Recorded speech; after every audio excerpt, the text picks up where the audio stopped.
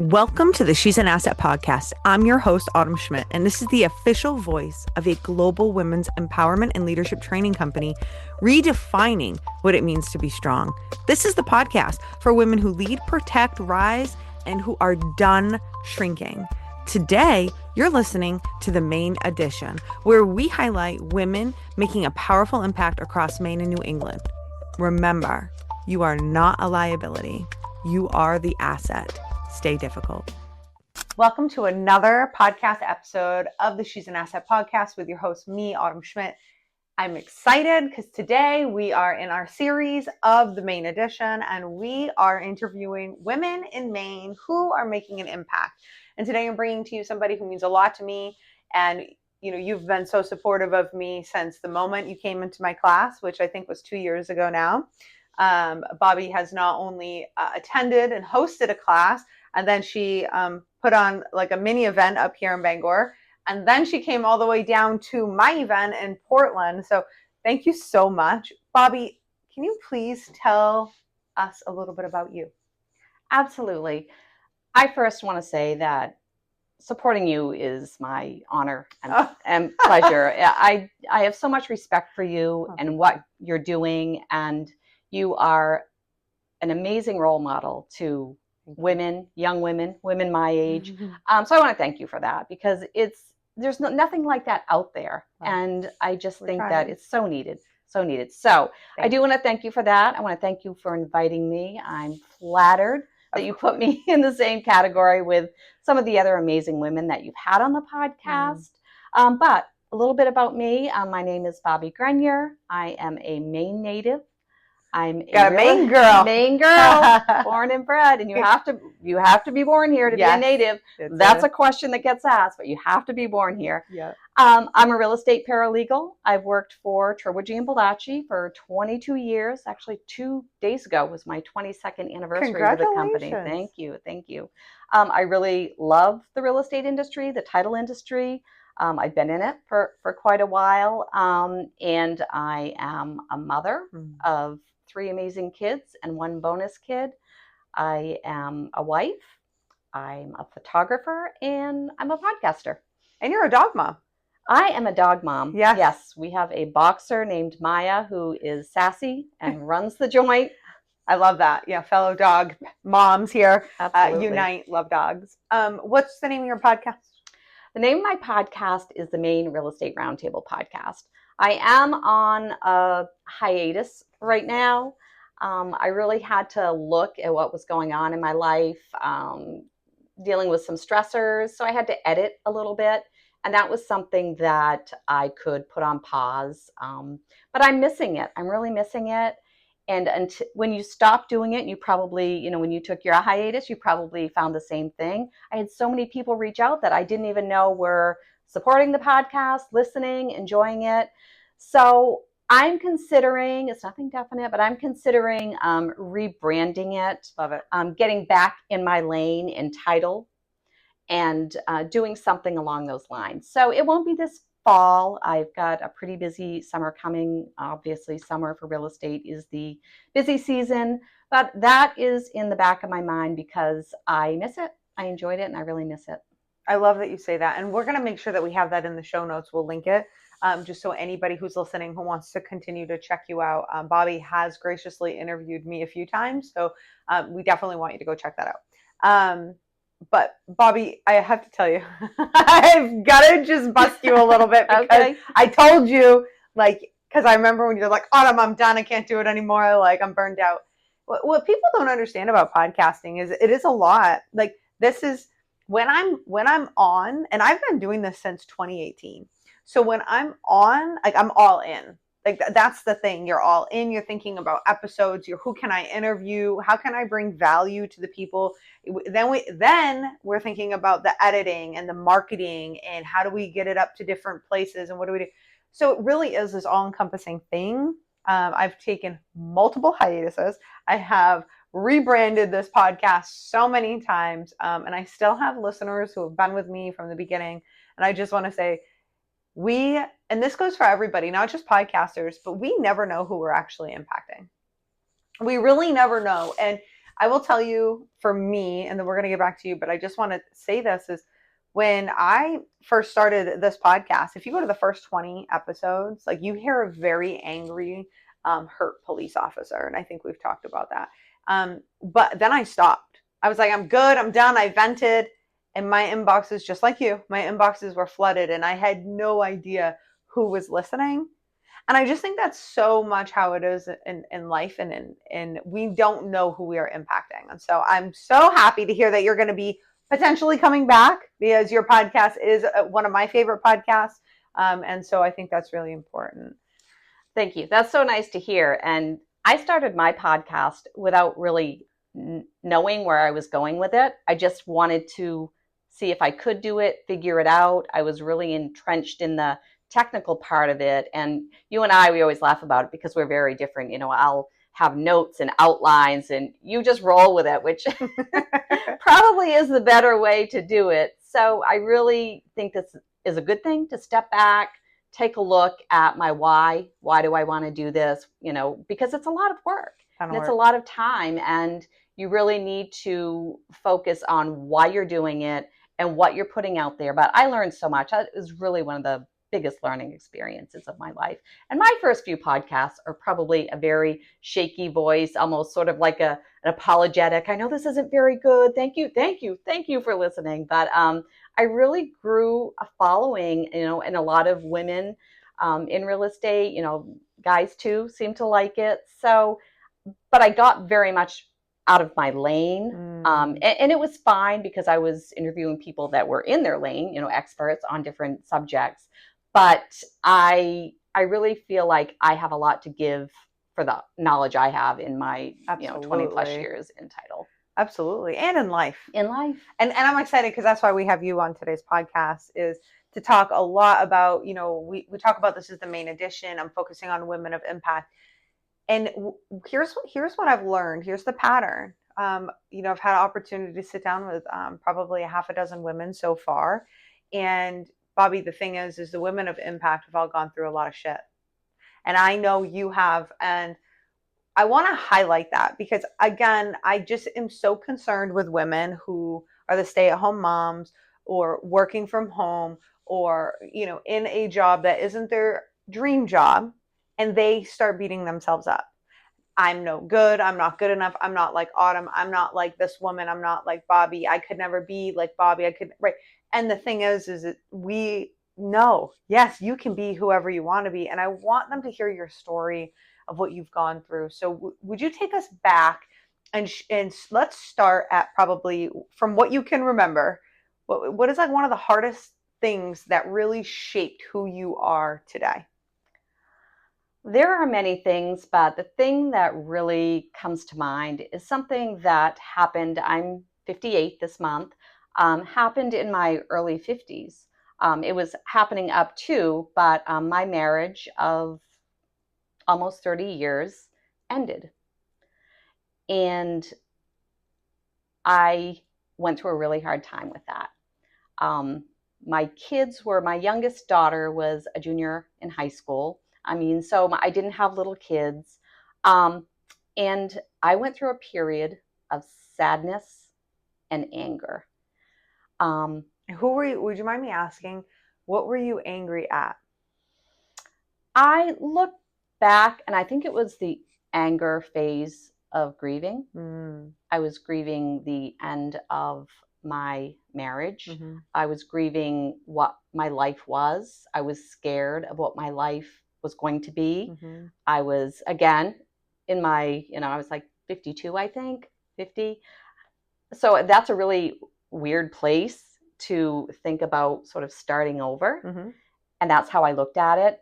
I directed all of that anger at my ex-husband, undeservedly, and I'll get into that a little bit. But it just was easy, and so have you ever seen the movie Something's Gotta Give? Yes. Okay.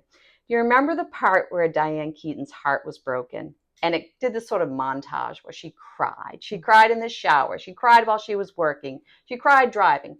That was me. No joke. Yeah. That was me. I held it together by a thread. I went to work. I went to my, daughter's events at school. I did all the things, but that was me on the inside. Really? And yeah, all the time, all the time. And I was angry. I was bitter. And I, more than anything, looking back, I was scared of what I was going to see when I really had to deal with this. So I had a really big aha moment. I was driving, actually back from a closing, and I was on the road and I saw a truck coming towards me. And I thought, oh, thank God, this truck's going to hit me and this can all end. That truck didn't hit, it actually did hit me, not head on. So I did get in an accident. I, by the grace of God, walked away, Wow. just a little bit bumped and bruised. That scared the shit out of me that I would have that thought. But it was real, probably fleeting, just a few seconds. That was real.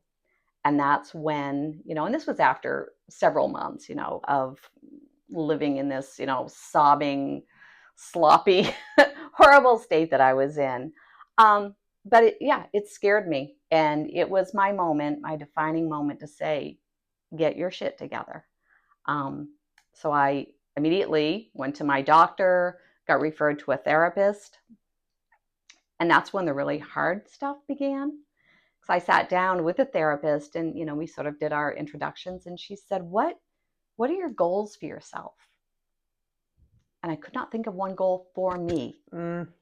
Not a long-term goal, not a short-term goal, not what I was making for dinner, what I wanted to do that weekend. I was so consumed by my grief and my anger. I was so consumed by that it actually made me more sad, because I thought, what have I done? I wouldn't take back the mom I was raising my kids. Of course not. But I completely lost myself. And in doing that, I was not able to be a good wife. And I started slowly seeing and taking the responsibility for my part in the divorce. Wow. And I have an amazing group of girlfriends that are like, no, girl, it's all him. It wasn't you. You're perfect. We love them. We love them. We love them. And I needed that at one point. But then it's like, no, it is empowering to me to take my responsibility so that I know that I had a part in this thing that happened. Mm-hmm. And it gave me so much power and strength.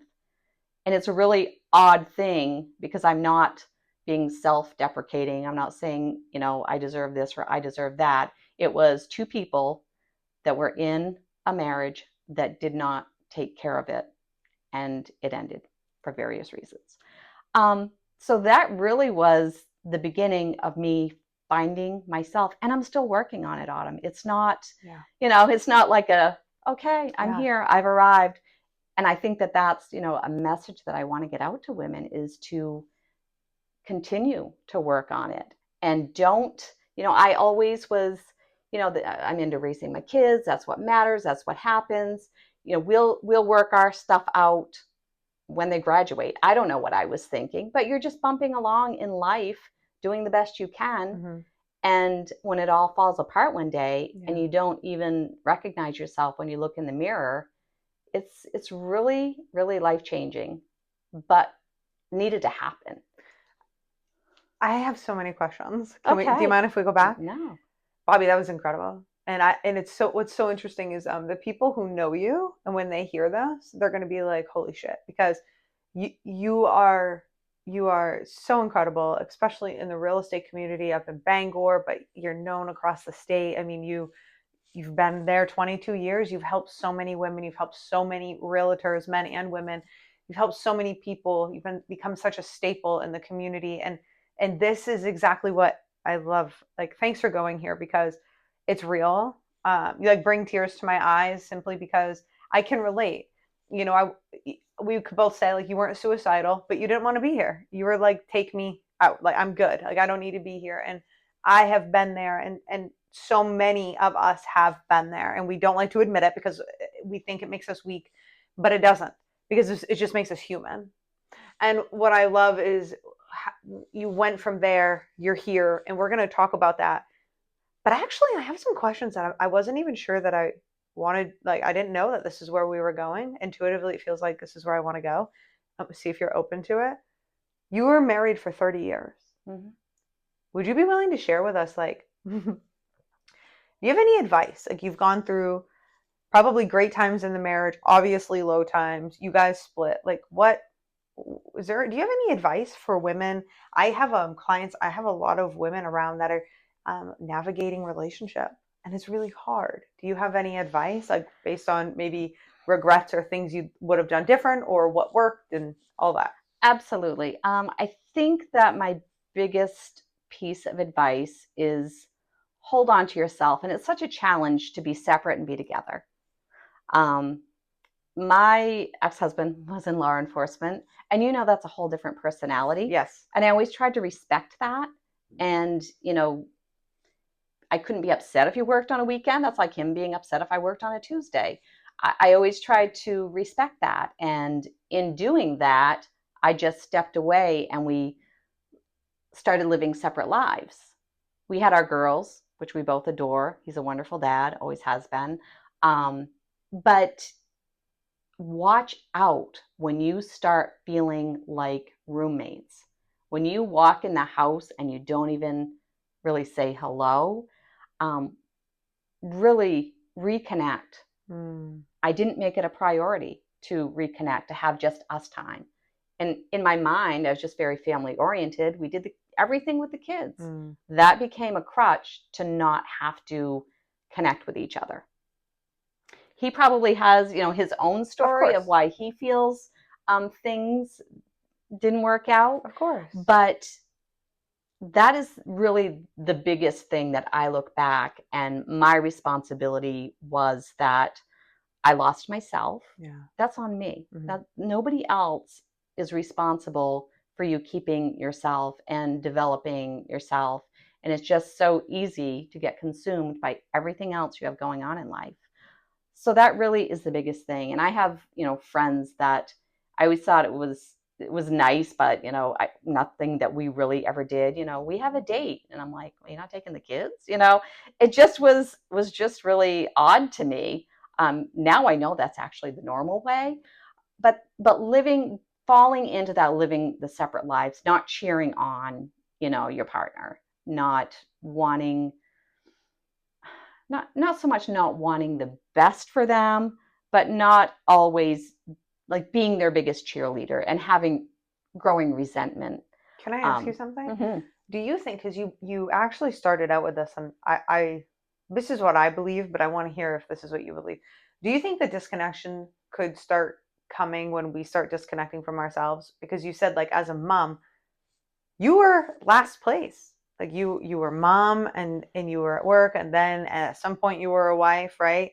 And so I'm just curious, like, I wonder if like that is also an indication of, like, I think everybody has their different views when they become a mother.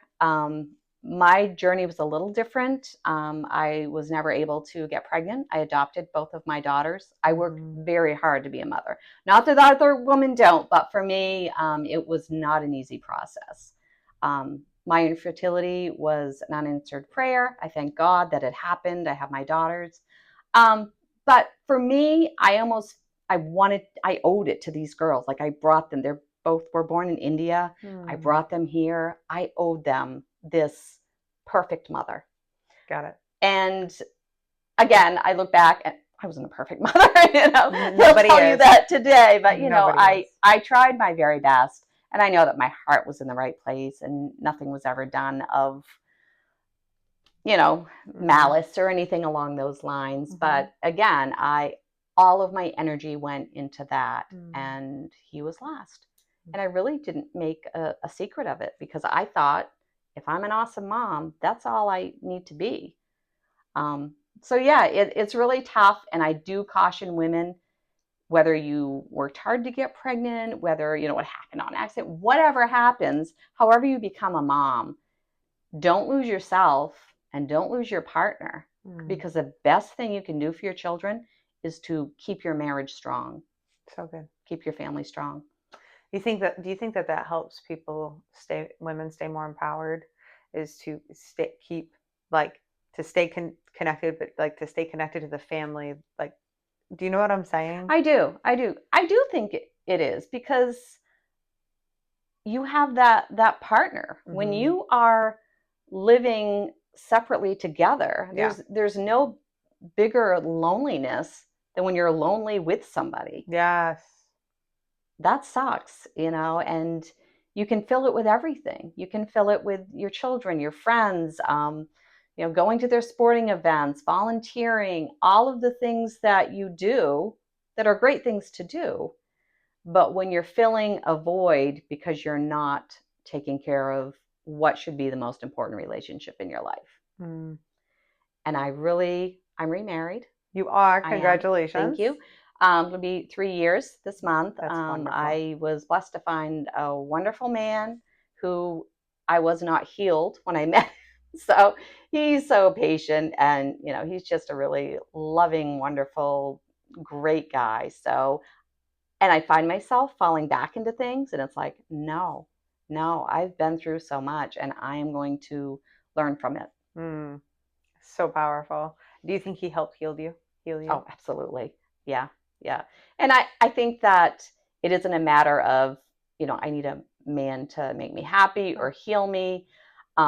Had I met him, when I was a complete mess, it wouldn't have happened. He could have loved me as much as he does or as he wanted to. That wouldn't have healed me. It had to come from me. And when you talk about, so now if we go forward a little bit and we talk about, that really hard time, you said it was 8 years ago. What were some strategies? What were some things that helped you heal? Well, I told you that I started counseling. I only did a few sessions with this counselor. I just wasn't necessarily connecting with her, and I needed to do some stuff on my own, if that makes sense. And I had gone to my doctor as well when I got my referral, and she passed me this card. And she goes, I don't know if you're into this sort of thing, but I know this lady. She's a hypnotherapist. I would have tried anything at this point, Autumn. So I made an appointment. I was driving to my appointment, and it was like $100 or whatever. And I'm thinking, I may as well light a match to this $100. So I went up there and I said, I'm too tight. You're not going to be able to, hypnotize me. And it is not at all, watch the clock. Right. It's not. And this woman, she doesn't do it anymore, but she is so near and dear to my heart. I probably did, I don't know, a dozen sessions with her. And that worked so well for me. And it's unconventional. Whether it was that I was ready to receive that, I don't really know why it worked. I don't really care why it worked. But the first thing, because before, like, I would go home from work, I'm really making myself sound sad, but and just be in bed, I live by myself with a dog, I just, you get it. You've been there. You just can't, you've done enough. Your social battery, your mental capacity is gone. So the first time after, I wasn't really sure. I left the session. Maybe it worked. I don't know. And I got stressed out, and I stood up and I put my sneakers on and I went for a walk, and it was like the strangest thing. And I'm walking, I'm like, okay. And that just really was, just starting little steps. And that's the thing, you don't wake up one day and everything's great. Little steps, you start taking better care of yourself. You start doing some things that you were interested in before. Photography is one thing that, is a hobby that I love. Started getting back into that, spending more time with my friends, not isolating myself, just slowly finding myself. But the self I was finding was not the same person that I lost in my 30s, Really? Well, you're not the same person, once you get into your 50s, you're not the same person. So, and just really getting to the point of liking myself, letting go of that anger, that was major. That was just like the black cloud that followed me everywhere I went. That was huge, because anger just is Well, I'd like to poison. highlight that. I think, anger really is poison, just like what you said. It really holds us back. Actually, so I study a lot on like the energetics and how energy impacts the body. And did you know that like fat and cellulite are actually directly correlated to excess anger? Really? In the body. I did not know that. Yeah, there's a lot of information behind that. And, and anger and stress is actually, if you go and you study Dr. Bruce Lipton's work, he talks about that's actually the core root of dis-ease in the body. It's all this anger. So I love that, like, you're bringing it up, and I just want to highlight it to anybody who's going through it. We need to look at it and stop avoiding it. And I also love that you brought up hypnotherapy, because I'm so into unconventional therapies, and I love that it worked for you. My mom was hypnotized when she was 40 to quit smoking, and she quit cold turkey after smoking for 20 plus years. It's like anything, you have to be open to it. You have to be ready. And I was ready. Yeah. I really didn't necessarily care what the therapy was at that point. I just knew that I needed to do something. And I tried a few different things. That's something that really worked for me. I don't do it anymore. And my therapist would send me our sessions, and I would listen to them before I went to bed. And I sometimes would fall asleep listening to them. That's when your subconscious is most open to these things. It really was something that helped in my healing. It wasn't everything. I had to do a lot of hard work. I still do a lot of hard work. But it was major. It was major. And Bobbie, one thing I know about you from knowing you personally is you haven't always been entitled. You've done a lot of things. Would you be willing to share with us? Like, tell me about your career. Like, what does that look like? Because the reason I'm saying this is because so many people just think it has to look one way. Like, we get in and we stick with one thing, and we're going to retire from it, and that's it. And I can tell you, like, your girl knows life just throws you curveballs. So I'd love for you to share a little bit about. Well, honestly, when I was young and people asked me what I wanted to do, I wanted to be a mom. And honestly, I never had, even as I got older, I never had any career aspirations. And it wasn't that I was not intelligent. It wasn't that I wasn't ambitious. It just I wanted to have a family. I wanted to be a mom. So when I finally did accomplish that and I adopted my first daughter, I was all in. And I primarily worked part-time as much as I could. I really wanted to be with my kids as much as possible. I did do some jobs. I worked for a municipality. I ran their general assistance welfare program. Wow. And had a few other things that I did. And then I decided to go to school. I got my paralegal degree. Wasn't really sure. In my mind, I wanted to work for a district attorney. I did not expect to go into real estate, but that just sort of happened. And once I got into it, I really liked it. But I really liked that you brought up the point that people feel stuck or they feel. And I'm telling you what, I think that all of the information that comes at us, like, I love self-help. Like, I love your podcast, other podcasts. I'll listen to audiobooks. I drive a lot. So that's something that I do. And one thing I get discouraged, not with you, but with some of them, is that it's, you're a loser if you are just sticking in your 9 to 5. Well, no. And it's a bad message that you can have your 9 to 5. I have a mortgage, and I like my job, but you can find other things that fulfill you to add to. Yes. So everyone that says, yeah, I quit my 9 to 5 and I started collecting butterflies for a living, whatever it is you decide you do. Most people, you'll find that they actually did that. They had a strategy. They didn't just walk in and quit one day.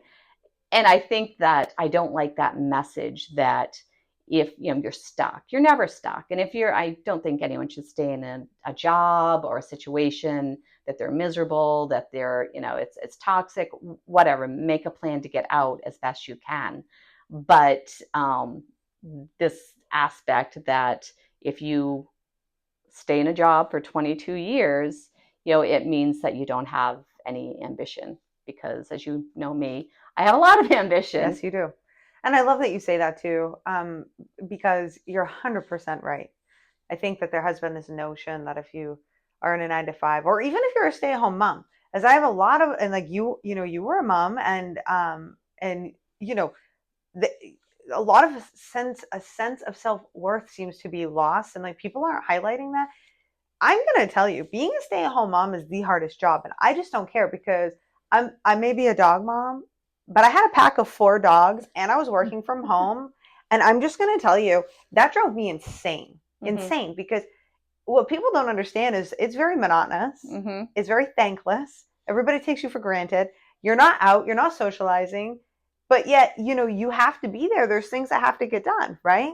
And so anyways, I just think that that's really important to highlight. And I just would like to say this is, I just really want to emphasize for anybody listening, it doesn't matter where you're at. I think, what Bobbie, you've demonstrated so beautifully so far in this episode is the connection to yourself is what's key. It's not what you're doing. It's the connection to yourself, because if you're connected to yourself, then you're connected to the creator, whatever you believe that might be, right? So you're connected to yourself, you're connected to your intuition, your higher self. And for me, that'd be the divine. That's the creator, that's God. So that for me, if I can, that's the goal, is how can I be the person who I came here to be? And I just feel like it doesn't matter what that looks like. So it doesn't matter what it looks like in your life to the listener. Focus on being connected to yourself. What do you think? I think that's perfect, because life happens and the hits are going to keep coming. Yes. They're going to keep coming. We're going to deal with tragedy. We're going to deal with loss. We're going to deal with disappointment. All of that's going to happen. And you need to be centered, as much as you can to be able to handle that. So good. You need to be able to pick yourself back up. I know it's a cliche, but you do. I mean, you get to cry for a minute. You get to be sad. You get to feel what you need to feel. It's a mistake not to. It's a mistake not to feel the hurt, the anger, the pain, the sadness, whatever it is you're going through. You need to feel it. You need to process it. You need to do what you need to do with it. And then you need to let it go. And Bobbie, why do you think? So I started this episode kind of talking about how what I have found is the pattern of women who are making the most impact in our state. But I'm going to have an idea that it's the people making the most impact in the world. But I'm just going to, what I have found, because I can attest to what I've done, right? It's the people who are making the most impact have suffered the most. You have gone through some shit. and I think we're just tipping the iceberg with you, but you really, really were so beautiful and vulnerable in sharing that. And I really, really appreciate that. What do you think shifts in somebody? Or maybe you could speak for yourself, where when you go through this really, really, like the hardest time in your life, like you said, right? Like it takes everything. You're holding on by a thread and you're here, but it's barely, and you're just going through your day to day. What shifts do you think for somebody to then be able to take that pain and then help others? Well, as far as the shift, I think that we all have those, I call it a defining moment, but whatever it may be. And it may be a slap, like a car accident that I had, or it may be something more subtle, but you trust your gut. That I'm going in the wrong direction. I'm making some not great choices. I'm not doing what's best for me or my family, or, so listen to that. Yeah. I mean, you talk so much about your gut in your trainings and your situational awareness and your resiliency training. Listen to your gut when it comes to protecting yourself in that way, and knowing that you need to shift something. You might not even know what the shift is going to be, but listen to your gut to make the shift and decide. It might just be, today I'm going to go for a walk.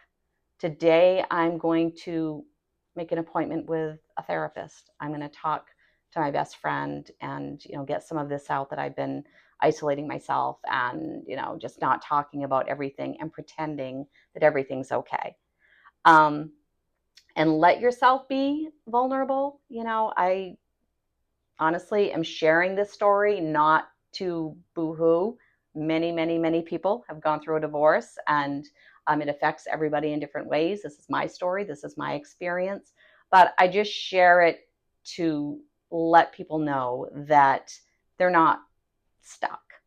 They're not stuck. So good. And it's so relatable. And Bobbie, you really brought up a lot of points that I just don't think are talked about enough. And whether people are actually getting a divorce or breaking up or literally just in a marriage or a relationship is really hard for them. I really feel like they're going to hear what you had to say. And I really feel like it's going to be helpful. I've got 2 questions left. Okay. My first question is, what would you like to leave our audience with? Is there anything that you'd like to say that we haven't already said? We've said a lot. Yeah, I think my message I'd want to give is give yourself some grace. Give yourself some grace. Stop comparing your loud, messy, beautifully imperfect life with these curated, almost catfished lives that we see on social media, online. It makes you feel sometimes like shit about yourself. 100%. It's like, and okay, you know what? Maybe, and I love to share happy moments. I love to see other people winning. I love that. So, share your happy moments, share your highlights, but just when you're looking at that, understand that person might be sharing a great day they had or an accomplishment.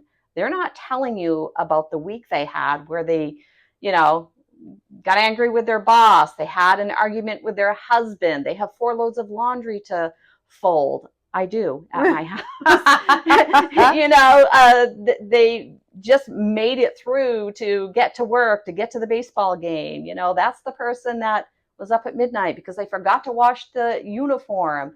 Really, that is the normal woman. Mm-hmm. So it's really frustrating to me, and I fall into it too, mm-hmm. that, influencers are trying to influence you, and they're more often than not doing it with unrealistic, curated, staged situations that us as women are not living and really can't relate to. And if you are comparing yourself, you're going to fall short. There's no way you're not going to fall short. Bobbie, I love that, because I have to tell you, so there was this woman who I have followed for years and years and years, and she is a self-made multimillionaire, and her her social media is literally perfect. She looks absolutely stunning in everything. Her kids look perfect, her house, her vehicles. I had to unfollow her because I'm like, I do not measure up. And it was so hard. I mean, I've bought courses from her. I mean, I followed her, listened to her podcast for years, but just like, I got caught up in even when I was what would happen to me is even when I wasn't looking at her social, I'd be thinking about it. Well, I don't look like her. I don't make as much money as her. My house is, I don't drive a G-Wagon. I don't, right? All these things. And I felt I'd spiral. So I think that's the best. That's the best. Well, advice. I mean, not even just in social media, but just in life. Some days you're just going to get through the day, and that's the win. Mm-hmm. That's the win. So good. Bobbie, where can we find you? We want to hang out with you. I want you to remind us of the podcast. So the podcast that's on hiatus right now is a Maine Real Estate Roundtable podcast. I do have a Facebook page and a website, mainrealestateroundtable.com. I'm not huge on my social media, is primarily private, my family stuff.